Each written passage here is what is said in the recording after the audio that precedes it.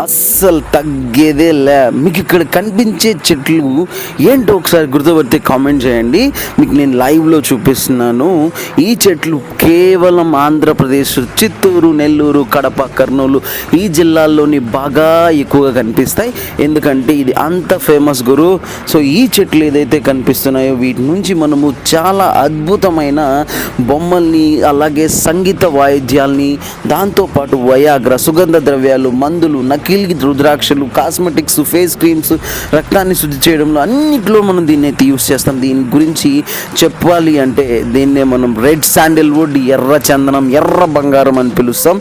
దీని విలువ దాదాపు కేజీ 20 నుంచి 30 వేల వరకు ఉంటుంది. సో దాన్ని మీకు చూపించడం కోసం నేను ఈరోజు మీ ముందు. ఇది ఆంధ్రప్రదేశ్లో మాత్రమే ఎక్కడ దొరకదు. ఇది మన దేశం యొక్క సంపద. దీన్ని ఎవరో కూడా స్మగ్లింగ్ చేయొద్దు.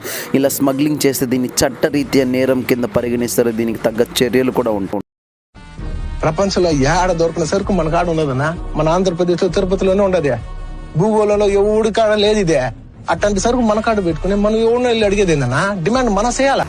దీన్ని రక్షించడం కోసం మన రాష్ట్ర ప్రజలు ఎంతో కష్టపడి ఈ స్మగ్లింగ్ని ఆపడానికి ట్రై చేస్తుంటారు. కానీ వాళ్ళ ప్రాణాల మీదకు తెచ్చుకుంటారు. దయచేసి ఎవరో కూడా స్మగ్లింగ్ చేయొద్దు. స్మగ్లింగ్ చేసి వాళ్ళ మీ ఫ్యామిలీస్ని ఇబ్బంది గురి చేయొద్దు.